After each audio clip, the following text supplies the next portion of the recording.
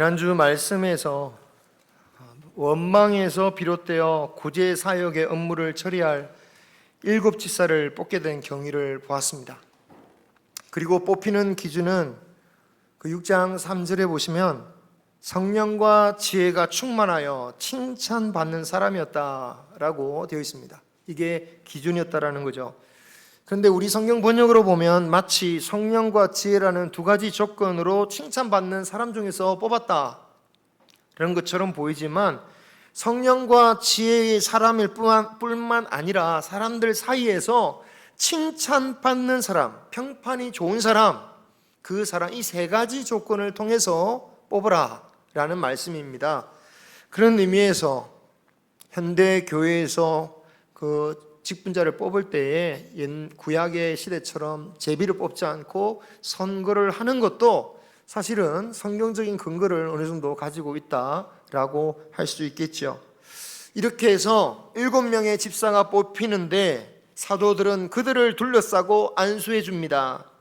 오늘날로 치면 안수 집사님들을 뽑은 거죠. 이 안수 집사님들에겐 교회 실질적인 재정이나 헌금을 관리 집행하는 이 막중한 권한이 주어졌는데, 공교롭게도 모두가 헬라파 유대인들이었다. 이런 선택에 있어서 예루살렘 교회의 주축이었던 히브리파 유대인들의 그 양보가 있었기 때문에 가능했다라는 것을 지난주에 살펴보았는데, 그런데 이것은 그거 어찌 보면 더 중요한 의미를 담고 있는 것이기도 합니다. 어떤 의미냐? 하나님께서 초대교회를 향한 놀라운 계획이 바로 이 헬라파 집사님들을 통하여 일어나게 하시고자 했던 거죠. 바로 헬라파를 통하여 당시 전 세계에 퍼져 있는 헬라 문화권에 있는 사람들에게 복음을 전할 수 있는 통로가 되게 하시는 겁니다.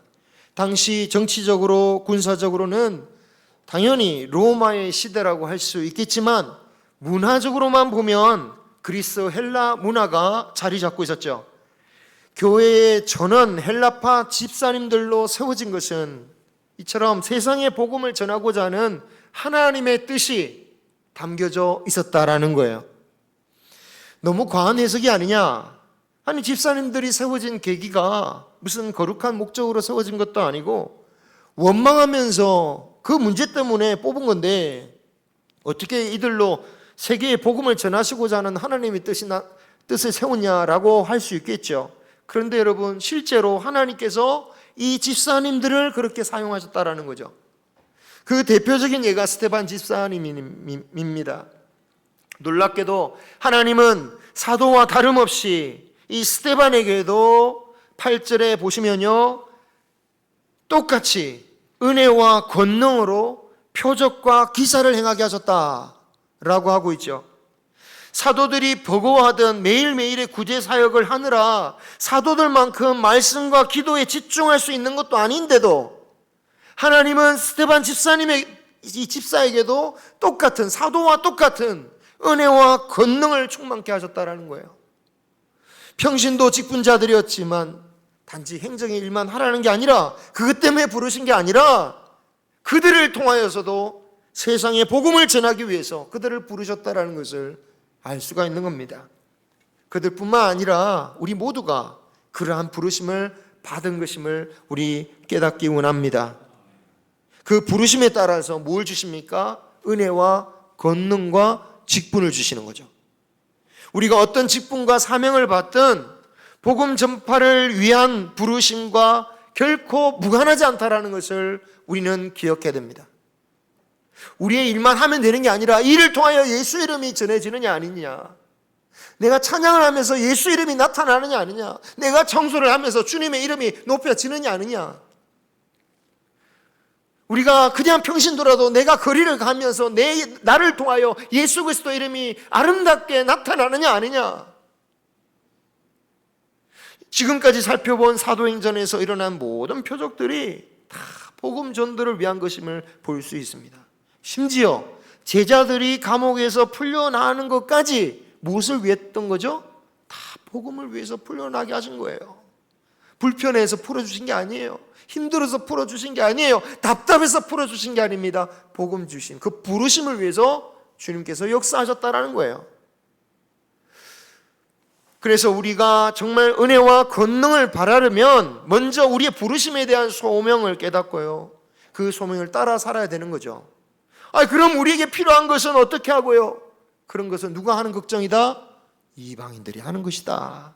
그러므로 너희들은 뭐 하라고요? 먼저 그 나라와 그 의를 구하라. 그래야 하면 필요한 것을 채우시리라. 이게 주님의 말씀인 거죠. 이렇게 스데반이 사역할 때에 9절에 보면 자유민이라고 불리는 유대인들이 찾아옵니다. 자유민이란 로마의 포로로 끌려갔다가 해방된 유대인의 후손들인데요, 유대로 와서 정착하였지만 자신들만의 좀 세상을 꾸민 사람들 같아요. 예를 들어서 탈북민이 오면 탈북민들의 어떤 모임, 탈북민들의 교회처럼 이 자유민들만이 모여서 이룬 회당이 있었다라는 거예요. 오늘 말씀에 찾아온 자유민들의 출신을 보니까 구레네, 알렉산드리아, 길리기아, 아시아에서 온 사람들의 회당에서 온 사람들이었다라고 말하고 있죠.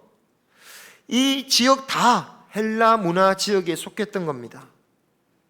그래서 그들이 바로 사도들이 아니라, 히브리파 유대인에 속하는 사도들이 아닌 이 스데반 집사님에게 와서 논쟁하고 있는 거죠. 아무래도 그들의 입장에서는 사도들과 보다는 같은 문화권인 스데반과 논쟁하는 게 훨씬 편했을 겁니다. 그런데 아무리 말이 통한다 할지라도 대화가 되는 것은 아닙니다. 이 자유 유대인들의 성향은 매우 보수적이었어요.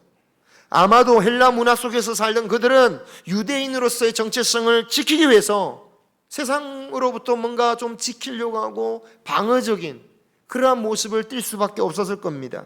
뭔가 새로운 것에 대해서는 뭔가 거부감이 들고 경계심이 드는 거죠. 그러니 복음도 새롭게 보이잖아요. 극도로 거부감을 일으키는 겁니다.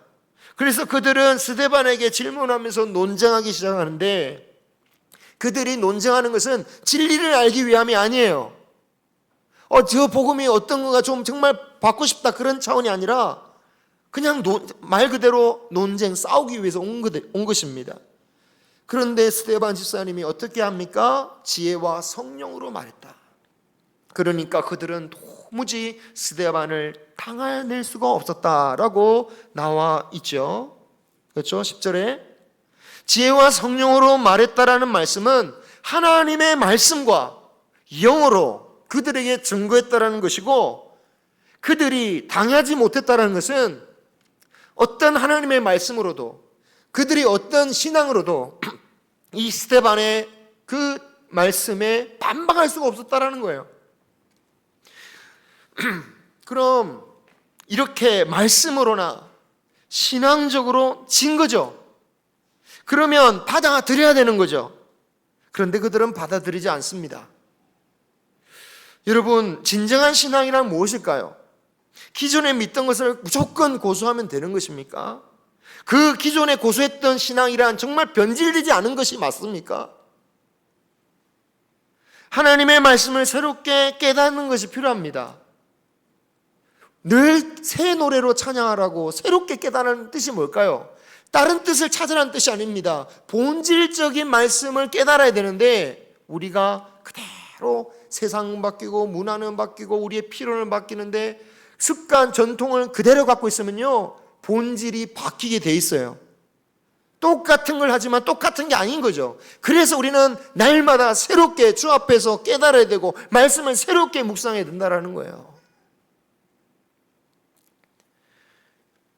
그 깨달은 말씀 앞에 우리는 어떻게 해야 됩니까? 깨달으면 우리는 그 앞에 무릎을 꿇어야 합니다. 말씀으로 가라고 깨닫게 하시면 가야 하고, 멈추라 깨닫게 하시면 멈추고, 돌아서서 돌아서라 깨닫게 하시면 돌이킬 줄 알아야 됩니다. 그런데 스데반을 통해서 정말 지혜와 영의 말씀을 듣고도 그 앞에서 뭐라고 한 말도 없을 정도로 그 앞에서 완전히 그들이 졌음에도 불구하고 그들이 고집을 부리는 것은, 그들이 지키고자 하는 것은 하나님의 진리가 아니라 자신들에게 익숙해진 전통이었다라는 것을 보여주는 거죠. 말씀 외에 그 어떤 것도 우리의 기준이 되어서는 안 됩니다. 말씀 외에 다른 것을 기준으로 삼으면 완전히 다른 종교가 돼요. 보십시오, 저 통일교. 요즘 보니까 제가 말씀드리지만 다른 종교예요. 용어 몇 가지는 우리가 쓰는 말을 써요. 그런데 완전히 다른 종교가 되어버렸어요. 진리로부터 완전히 거리가 멀어진 거죠. 그래서 말씀이 우리 삶에 추가 되어야 되고 저울이 되어야 합니다. 내가 스스로 저울이 되어버리면 안 됩니다. 아무리 생각해봐도 나는 잘못한 게 없는데, 만약 그런 생각이 들면요, 이미 내가 저울이 된 거예요. 하나님의 저울 앞에 완전한 사람이 어디 있습니까? 내가 무엇인가를 부족한지를 깨닫는 게 정답 아닙니까? 그런데 아무리 생각해도 나는 잘못한 게 없는데, 그렇게 자신이 저울이 되면요, 그때부터는 내가 하는 모든 일이 어떻게 되냐면 정당화돼요. 왜냐하면 죄악의 기준까지 스스로 정하거든요. 내가 하는 이 정도는 괜찮은 거예요. 내가 잘못을 해도 이 정도의 잘못까지는 그래도 하나님이 봐주실 거야 라고 생각한단 말이죠. 그게 무슨 뜻입니까? 내가 저울이 된 거예요. 그런데 다른 사람을 보면 다른 사람의 작은 잘못에 대해서는 엄청 크게 생각하면서 저거 잘못해가지고 이게 교회냐고, 이게 하나님 믿는 믿음이냐고 막 그런단 말이죠. 하나님을 믿는다는 자들이 거짓 증거를 세워서 스데반을 모략하는 자들이 바로 이 자신들의 전통을 저울로 삼은 사람들이다라는 것을 우리가 알 수 있는 겁니다.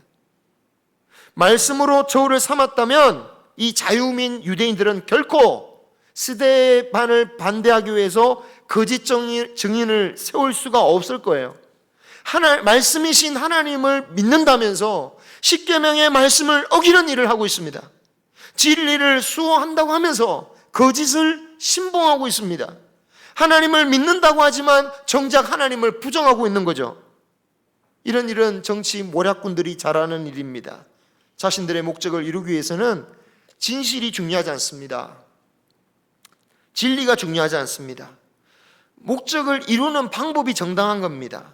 목적을 이루기 위해서는 얼마든지 가짜 뉴스도 퍼뜨릴 수 있고, 그 말도 왜곡하거나 생각해서 의도를 막 뒤틀 수도 있고, 그렇게 생각하면서 그것을 마치 자신의 수완이나 자신의 능력인 것처럼 자랑하는 사람들이죠. 신천지가 그렇지 않습니까?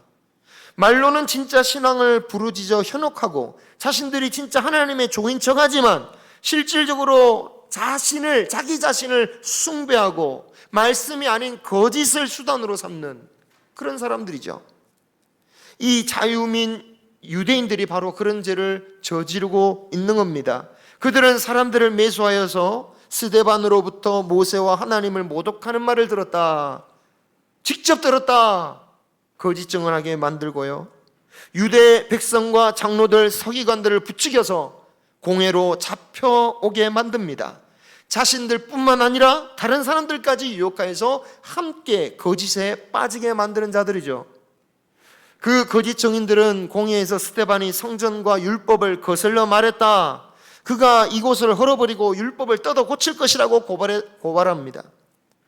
가만히 보면 예수님을 고발할 때는 성전을 허문다 이 사실 하나만으로 신성 모독에 걸려서 예수님이 돌아가셨잖아요. 근데 스데반 집사님은 한 가지 더 붙였어요. 율법을 뜯어 고칠 것이다. 이건 무슨 말입니까? 확실하게 스데반을 죽이겠다는 뜻이죠. 이런 고발들이 이어지고 이제 스데반의 변론의 시간이 되었습니다. 그 자리에 있었던 모든 사람들이 스데반 집사님을 바라보고 있습니다. 제가 만약 스데반 집사님의 입장이었다면 화도 나고 억울해서 그냥 벌벌 떨릴 것 같습니다. 겁도 나고 화도 나고 억울하기도 하고 할 말도 많고 무슨 말부터 해야 될지 모르겠고 막 눈물도 나고 막. 그런데 스데반 집사님의 얼굴이 어떠냐? 15절에 보니까 천사의 얼굴과 같았다. 천사의 얼굴 하면 딱 어떤 이미지가 떠오르십니까? 딱 이런 이미지죠. 그죠? 재밌는 거 오늘 좀 하겠습니다. 이때쯤 잠 좀 깨시고 재밌는 일단 아주 젊고 예쁜 사람, 남성적이보다는 이 그림도 그렇지만 뭔가 조금은 여성적인, 수염도 없고 그죠? 그런 사람이 떠올려집니다.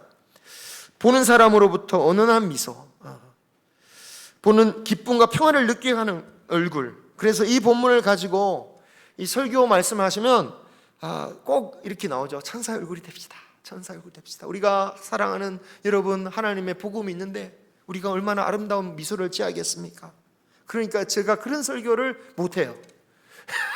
제가 아름다운 표정을 짓기가 평상시에 잘 안 돼가지고, 평상시에 목사님 피곤하시죠? 아이고, 제가 얼마나 피곤하게 보이면, 아이고 목사님 왜 이렇게 힘들어 보이세요? 이러면 참 양심의 가책이 느껴지는 거죠. 목사님 보고 생생하고 기분 좋고 행복해야 되는데, 내가 얼마나 그래 울상을 짓고 다니면 그럴까? 이러면서 이런 설교를 들으면 회개합니다. 주여 용서하여 주옵소서. 그리고 내가 이런 설교를 하면 참 쉽지 않겠다. 그래서 연습이라도 해야 될 텐데 잘 안 되는 것 같습니다. 물론 그렇다고 이 말씀이 표정 잘 지라는 말씀은 아니죠. 표정보다 스테반 집사님의 내면을 드러내는 겁니다.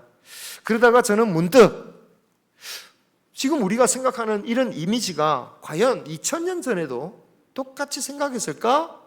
라는 생각이 들었어요. 과연 그때도 지금 우리들처럼 천사하면 딱 이런 이미지를 떠올렸을까요? 그래서 제가 찾아봤습니다. 참 세상이 좋죠. 요즘은 AI까지 나와서 옛날 인터넷 검색보다 더 좋아졌어요. 쫙 자료까지 막 근거까지 쫙 나와요. 물론 뭔가 좀 잘못된 부분도 있긴 있지만 그래도 대체적으로는 놀랍게 나옵니다. 쉽게 보았어요. 자, 지금 우리가 천사하면 딱 이런 모습으로 생각하지만 이런 모습은 사실상 중세 시대부터 등장한 거예요. 14세기에서부터 15세기 르네상스 시대에 이런 모습이 등장합니다. 그리고 여성적인 천사는 15세기 후반쯤에 드러나요. 이처럼 한없이 해맑은 얼굴의 천사의 얼굴의 모습은 그러니까 초대교회로부터 최소한 1300년 정도 지난 르네상스 시대부터 나오는 거죠. 르네상스가 어떤 시대냐면 신본주의보단 인본주의를 강조한 시대예요. 인본주의로 말미암아 문화를 꽃피는 시대예요. 그래서 우리가 만약 현대에 우리가 느껴지는 대로 이 모습을 그냥 생각할 게 아니라 이런 고민을 해봐야 되는 거예요. 당시 2000년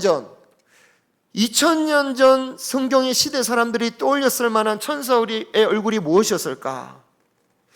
그것보다 그냥 성경에서 묘사하는 천사의 모습만 보기 원합니다. 천사가 가장 많이 등장하는 성경이 어디입니까? 요한계시록이죠.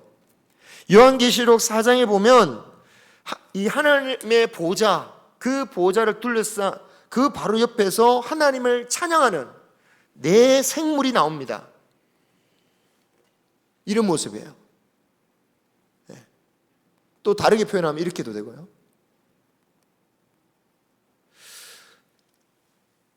그리고 방금 또 이런 모습은 더 시대를 나가서 구약 시대의 에스겔서에 나오는 천사의 모습을 그림으로 구현해 보면 요즘에 무슨 괴물 영화에 나오는 악당의 모습이에요. 거의. 그죠? 또 이사야에서 나오는 모습은 또 이렇습니다. 요한계시록 에스겔 1장 6절 이 말씀이 나중에 요한계시록 갖고 맺어지기도 하는데요. 두 눈을 가리우고 두 날개가 있고 위에는 또 이렇게 사람의 얼굴과 송아지 얼굴 또 있고요. 여러분, 물론 이런 모습은 실제 천사의 모습이라고 생각하시면 안 됩니다. 왜냐하면 요한계시록을 통해서 계속 말씀했지만 천사는 물질적인 존재가 아니에요. 그죠? 영적인 존재입니다.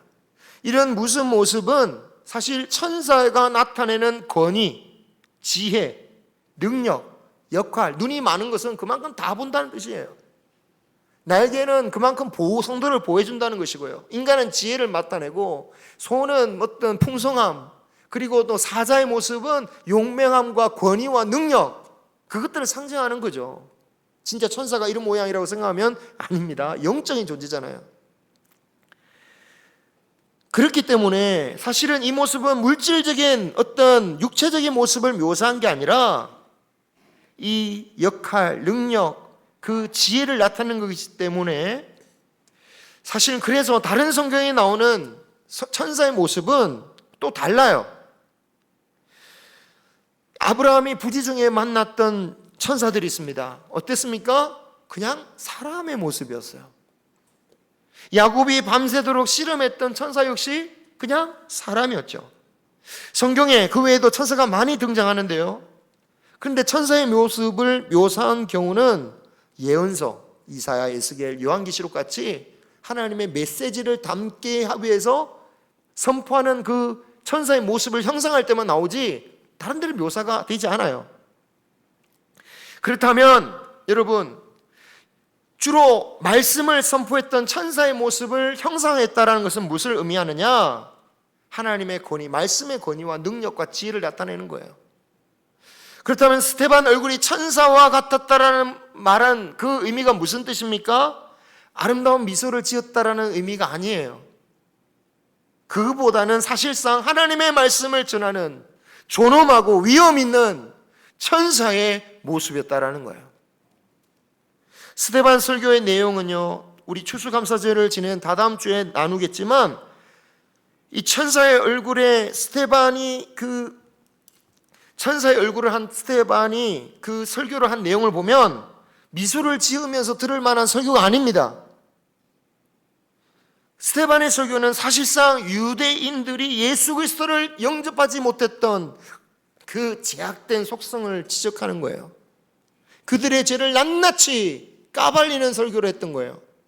그러니까 그 설교를 들었던 유대인들이 어떤 반응을 보입니까? 이를 갈잖아요. 달려들잖아요. 자신들의 죄를 지적하니까 분노가 참을 수가 없었던 거예요. 그러므로 말씀을 전하기 직전에 이 스데반 집사님의 천사 같은 얼굴이란 하나님의 말씀을 담대하게 선포하는 존귀하고 권위 있는 모습이었다라는 거죠. 그래서 그러면 우리가 스데반의 얼굴을 통해서 무엇을 적용해야 됩니까? 하나님의 말씀을 가진 자, 하나님의 말씀을 선포할 자로서의 당당한 모습을 우리가 가져야 된다는 거예요. 그 자리에 비록 스데반을 향하여 이를 갈고 죽이고자 하는 자들로 넘쳐났으나 스데반은 그들에 굴하지 않고 당당하게 하나님의 사람으로서, 말씀을 품은 사람으로서, 말씀을 선포하는 자로서 당당하게 그의 말씀을 선포할 준비를 하고 있었다는 거죠. 그렇다면 우리는 얼마나 당당하게 하나님의 말씀을 선포하며 또 말씀대로 살아가고 있는지요. 세상의 문제로 인해서 어떤 때는 환호하고 어떤 때는 걱정과 염려 가운데 눈물 지으며 우리가 살아가고 있지만, 하나님의 말씀을 우리에 담은 우리가 그 삶 가운데 우리가 얼마나 당당하며 자신감 있게 하나님의 말씀을 선포하며 또한 당당하게 자신 있게 하나님의 말씀대로 살아가느냐 말이죠.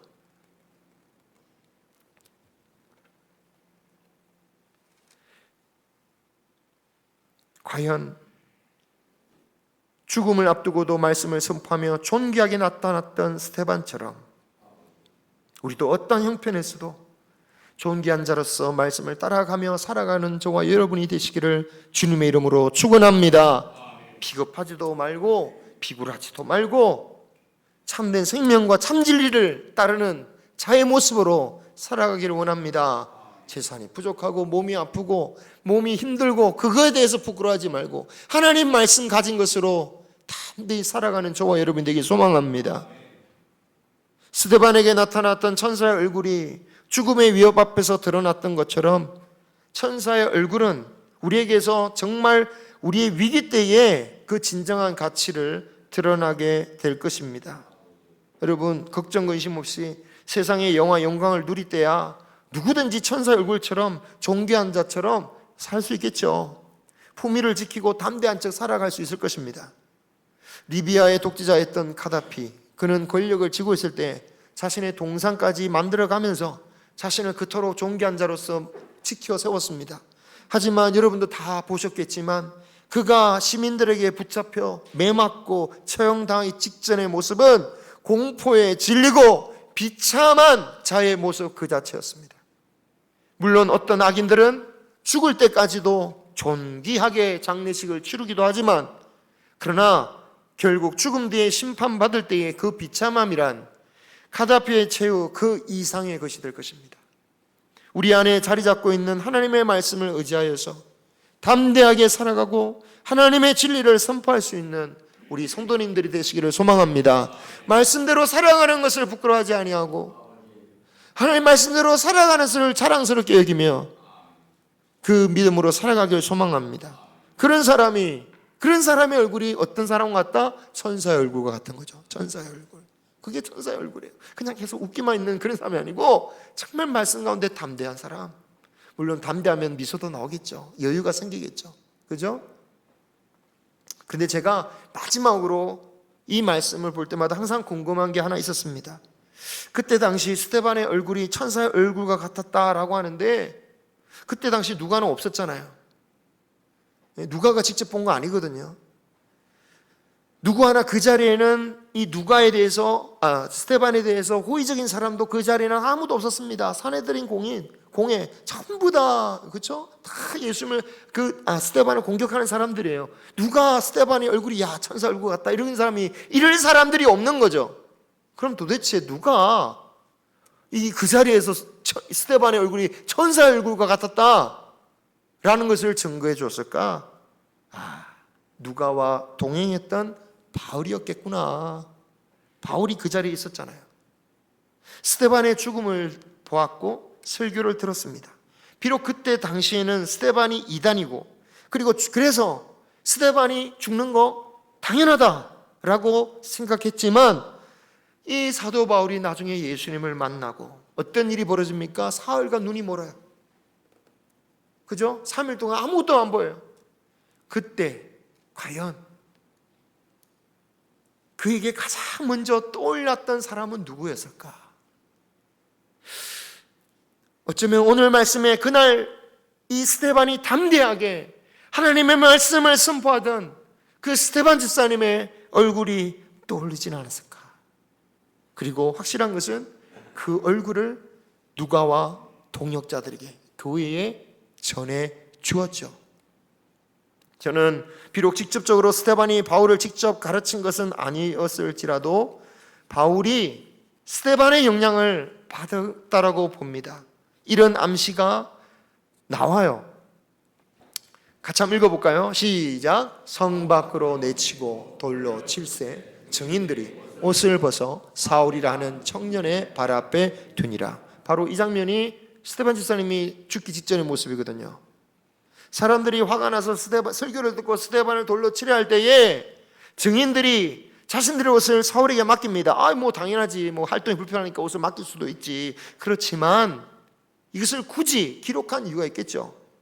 성경에서 옷을 준다는 말 자체가 굉장히 상징적인 의미입니다. 엘리사가 하늘로 올라가고 나서 엘리사가 그 엘리야의 옷을 입죠. 모세가 아론이 죽으니까 그의 옷을 벗겨서 아론의 아들 엘라살에게 줍니다. 대제사장이 되라고. 후계. 자, 요나단이 다윗과 헤어질 때에 자신의 겉옷을 벗어서 다윗에게 줍니다. 원래 왕자 자신이 받아야 할 것이지만 이제 주는 거죠. 그냥. 즉 옷을 받는다라는 것은요, 그 옷 주인의 사명을 계승한다라는 거예요. 근데 여기 나오는 증인이 어떤 증인입니까? 거짓 증인들이에요. 1차적으로 보면 이 증인들의 뒤를 이어서 바울도 핍박했잖아요. 이 거짓 증인들의 핍박을 받은 거야. 그런데 성경은 어떻게 표현하고 있습니까? 거짓이란 말을 빼고 증인들이 옷을 벗어 사울의 발에 두었다. 이제 바울이 참된 증인으로 세워질 것임을 암시하고 있는 거죠. 비록 스데반이 사울을 직접 세운 것은 아닐지라도 하나님께서 그 자리에서 바울을 지목하고 바울을 향한 계획을 가지고 계셨다라는 거죠. 그리고 이러한 계획은 스데반 집사님을 세우실 때부터 헬라파 집사님들을 세워질 때부터 구제사역에 빠지는 그 순간에 그 원망의 문제가 생길 때부터 믿음으로 행할 때 하나님께서 이런 놀라운 계획을 가지고 계셨다라는 거죠. 하나님의 구원의 계획은 참으로 놀랍고 세밀합니다. 구원을 이루리라는 주님의 약속이 이토록 치밀하고 놀랍도록 확실하게 지키시는 이런 하나님과 그 말씀을 우리는 자랑스러워야 됩니다. 그 말씀이 우리에게도 있으니까. 이렇게 놀라운 말씀, 치밀한 말씀, 확실한 말씀이 우리에게도 주어졌으니 우리도 이 말씀대로 살아가는 거 부끄러워하지 말고, 말씀대로 살아가는 거 그것을 자랑하고 그것으로 선포하면서 그것을 지키는 것을 우리의 자랑으로 여기는 우리 모두가 되시기를 주님의 이름으로 축원합니다. 주님 약속하신 말씀 위에서 영원토록 주를 찬송하리. 소리 높여 주께 정말 돌리며 약속 믿고 굳게 소리라. 굳게 소리 영원하신 말씀 위에 굳게 소리. 굳게 소리 그 말씀 소리라. 그 약속하신 말씀 위에서 영년에게 용서할 때 용감하게 힘써 싸워 이기며 약속 믿고 굳게 소리라. 굳게 소리 영원하신 말씀 위에 굳게 소리. 굳게 소리 그 말씀 위에 굳게 서리라. 주님 약속하신 말씀 위에서 영원하신 주의 사랑이 믿고 성령으로 힘써 싸워 이기며 약속 믿고 굳게 소리라. 굳게 소리 영원하신 말씀 위에 굳게 소리. 굳게 소리 그 말씀 위에 굳게 소리라. 주님 약속하신 말씀 위에서 성령 인도하는 대로 행함도 주님 몸에 항상 앉히고 등며 약속 믿고 굳게 소리라. 굳게 소리 영원하신 말씀 위에 굳게 소리. 굳게 소리 그 말씀 위에 굳게 소리라. 굳게 소리. 굳게 소리 영원하신 말씀 위에